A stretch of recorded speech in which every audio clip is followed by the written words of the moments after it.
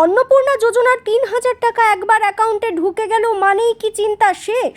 যারা এমনটা ভাবছেন তাদের জন্য খুব খারাপ খবর, কেননা এবার এমন ঘটনাও সামনে আসছে যে ঘটনায় দেখা যাচ্ছে আগের মাসে টাকা পেলেও অগাস্ট মাসে অ্যাকাউন্টে ১ টাকাও পাননি। বীরভূমের লাভপুরের চৌহাট্টা ২ নম্বর পঞ্চায়েতে নূরজাহান বিবির সঙ্গে এমন ঘটনাই ঘটেছে।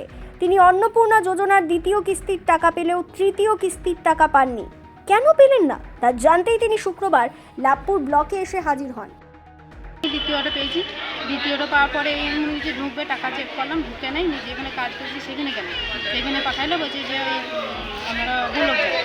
আমি বুলক এলাম, বুলকে আমার বলছে অনলাইন। তাহলে এরকম করে হয়রান আমাদের তো। মানে প্রথমবার পেয়েছিলেন? হ্যাঁ, প্রথমবার পাইনি, দ্বিতীয়বার পেয়েছি। এটা তৃতীয়বার হয়েছে বলছে, প্রথমবার পাইনি। যে বিডিও সাহেব কি বললো এখন? হ্যাঁ, বিডিও সাহেব কি বললো এখন? স্যার বললেন যে ওই যেখানে অনলাইনে করছে ওইখানে যাই।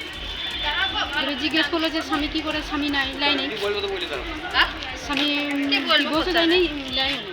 এদিন লাভপুর ব্লকে বহু মহিলার ভিড় দেখা যায়, যারা অন্নপূর্ণা যোজনার আবেদন করলেও টাকা পাননি, যাদের তরফ থেকে এদিন রীতিমতো বিক্ষোভ দেখানো হয়। যদিও বিডিওর আশ্বাসে মহিলারা আশ্বস্ত হয়ে বাড়ি ফিরে যান।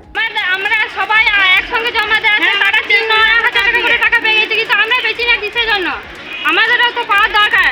অনলাইনে ঠিক করতে হবে, অনলাইনে ঠিক করতে হবে। বারে বারে আমাদেরকে দিন আনা দিন খাওয়া, বারে বারে দিন ভালো করে অনলাইনে অত টাকা কোথা পাবে? এ প্রসঙ্গে বলে রাখা ভালো, অন্নপূর্ণা যোজনার ৩,০০০ টাকা প্রদানের ক্ষেত্রে রাজ্য সরকার কঠোরভাবে যাচাই প্রক্রিয়া চালাচ্ছে।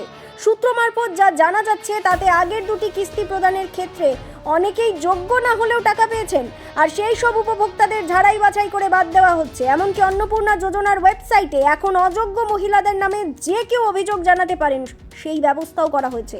সুতরাং বলা যেতেই পারে একবার টাকা পাওয়া মানেই চিন্তা শেষ নয়।